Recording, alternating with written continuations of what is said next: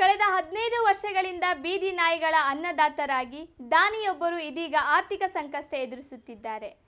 Paper agent ಆಗಿಯೂ ಜನಪ್ರತಿನಿಧಿಯೂ ಆಗಿದ್ದ ದಕ್ಷಿಣ ಕನ್ನಡ ಜಿಲ್ಲೆಯ ಪುತ್ತೂರಿನ ರಾಜೇಶ್ ಬನ್ನೂರು ಇದೀಗ ನಾಯಿಗಳ ಆರೈಕೆಗಾಗಿ ದಾನಿಗಳ ಸಹಾಯ ಯಾಚಿಸುತ್ತಿದ್ದಾರೆ.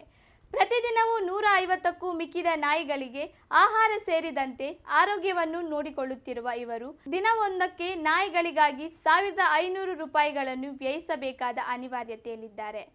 ನಾಯಿಗಳ ಸಂಕಷ್ಟ ತಾಳಲಾರದೆ ಅನ್ನ ನೀಡುವ ಕಾರ್ಯವನ್ನು ಆರಂಭಿಸಿದ ರಾಜೇಶ್ ಬನ್ನೂರು ಆಹಾರ ನೀಡುವ ಕೆಲಸವನ್ನು ನಿಲ್ಲಿಸಲು ತೀರ್ಮಾನಿಸಿದ್ದಾರೆ. ಸಾಕು ಪ್ರಾಣಿಗಳನ್ನು ಸಾಕುವ ಜನರ ನಿರ್ಲಕ್ಷ್ಯದಿಂದಾಗಿ ಬೀದಿಗೆ ಬೀಳುವ ನಾಯಿಗಳನ್ನು ಕಂಡು ಕಾಣದಂತೆ ಇರುವವರು ಹೆಚ್ಚು. ಆದರೆ ರಕ್ಷಿತ್ ಶೆಟ್ಟಿಯವರ ಚಾರ್ಲಿ 777 ಚಲನಚಿತ್ರ ತೆರೆಗೆ ಬಂದ ಬಳಿಕ ನಾಯಿಗಳ ಮೇಲಿನ ಕಾಳಜಿ ಕೊಂಚ ಹೆಚ್ಚಾಗಿದೆ ಎಂದರೆ ತಪ್ಪಾಗಲಾರದು. ಆದರೆ ಚಾರ್ಲಿ ಸಿನಿಮಾ ಬರುವ ಮೊದಲೇ ಅಂದರೆ ಸುಮಾರು 15 ವರ್ಷಗಳ ಹಿಂದೆಯೇ ಈ ಬೀದಿ ನಾಯಿಗಳನ್ನು ತಮ್ಮ ಮನೆಯ ಸದಸ್ಯರಂತೆ ಕಾಣುವ ಅಪರೂಪದ ಅನ್ನದಾತ ದಕ್ಷಿಣ ಕನ್ನಡ ಜಿಲ್ಲೆಯ ಪುತ್ತೂರಿನ ರಾಜೇಶ್ ಬನ್ನೂರು. ಪೇಪರ್ ಏಜೆಂಟ್ ಆಗಿ ಕೆಲಸ ನಿರ್ವಹಿಸುತ್ತಿರುವ ರಾಜೇಶ್ ಬನ್ನೂರು ರಾಜಕೀಯದಲ್ಲೂ ತಮ್ಮನ್ನು ತೊಡಗಿಸಿಕೊಂಡವರು. ಪುತ್ತೂರು ಪುರಸಭೆ ಇರುವ ಸಮಯದಲ್ಲಿ ಹಲವು ಬಾರಿ ಪುರಸಭೆ ಸದಸ್ಯರಾಗಿ ಮತ್ತು 1 ಬಾರಿ ಅಧ್ಯಕ್ಷರಾಗಿ ಕಾರ್ಯನಿರ್ವಹಿಸುತ್ತಿದ್ದ ಇವರು ಸದ್ಯ ರಾಜಕೀಯದಿಂದ ಕೊಂಚ ದೂರ ಉಳಿದು ತನ್ನ ಪೇಪರ್ ಏಜೆಂಟ್ ಕೆಲಸ ನಿರ್ವಹಿಸುತ್ತಿರುವ ರಾಜೇಶ್ ಬನ್ನೂರಿಗೆ ಪುತ್ತೂರು ನಗರಾದ್ಯಂತ ಪರಿಚಯಸ್ಥ ನಾಯಿಗಳಿವೆ. ಈ ಕಾರಣಕ್ಕಾಗಿ ರಾಜೇಶ್ ಬನ್ನೂರು ತಿರುಗಾಡಿದ ಕಡೆಗಳಲ್ಲೆಲ್ಲ ನಾಯಿಗಳ ದಂಡು ಇವರನ್ನು ಸುತ್ತುವರಿಯುತ್ತದೆ. ಈ ರೀತಿಯಾದ ಪರಿಚಯ ನಾಯಿಗಳಿಗೆ ಆಹಾರ ಆರೈಕೆ ನೀಡುವ ತನಕ ಬೆಳೆದಿದೆ. ಸುಮಾರು 15 ವರ್ಷಗಳಿಂದ ಬೆಳೆದು ಬಂದ ಈ ಸ್ನೇಹಾಚಾರವನ್ನು ಬಿಟ್ಟು ಬರಲಾದಂತಹ ಸಂಕಷ್ಟದಲ್ಲಿ ರಾಜೇಶ್ ಇದೀಗ ಸಿಲುಕಿದ್ದಾರೆ. ಕಳೆದ 15 ವರ್ಷಗಳಿಂದ ನಾಯಿಗಳಿಗೆ ಸಾಕುವಂಥ ಸಲಹುವಂಥ ಕೆಲಸಗಳನ್ನ ಮಾಡ್ತಾಯಿದ್ದೇವೆ.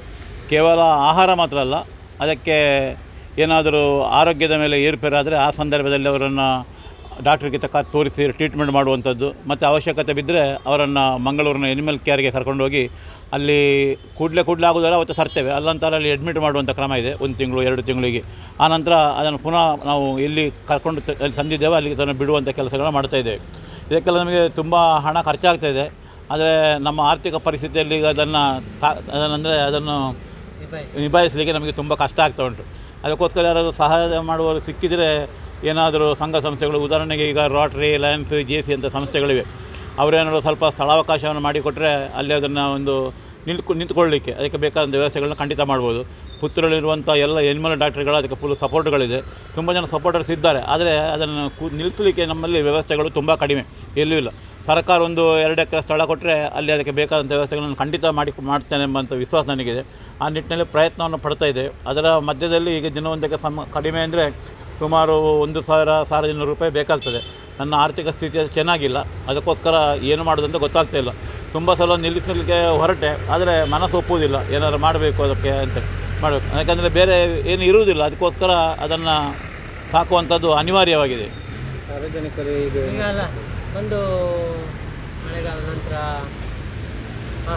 ಮಳೆಗಾಲದ ನಂತರ ಆಹಾರ ಕೊಡೋದು ನಿಲ್ಲಿಸುವಂಥ ತುಂಬ ಮಳೆಗಾಲದಲ್ಲಿ ಹೇಳಿದ್ದೇನೆ. ಆದರೆ ಯಾವ ಮಳೆಗಾಲದಲ್ಲಿ ಸಹ ಮಳೆಗಾಲದಲ್ಲೂ ಪುನಃ ಬೇಸಿಗೆ ಬರ್ತದೆ, ಪುನಃ ಕೊಡುವಂತ ಅನಿಸ್ತದೆ. ಯಾಕಂದರೆ ಅದನ್ನು ನಾನು ನೋಡುವಾಗ ಈಗ ಉದಾಹರಣೆಗೆ ಈಗ ಬರುವ ಈ 2 ತಿಂಗಳಲ್ಲಿ ಮರಿಗಳ ಸೀಸನ್, ತುಂಬ ಮರಿಗಳು ಬರ್ತವೆ. ರಸ್ತೆಯಲ್ಲಿ ತುಂಬ ಜನ ಬಿಟ್ಟು ಹೋಗೋದು.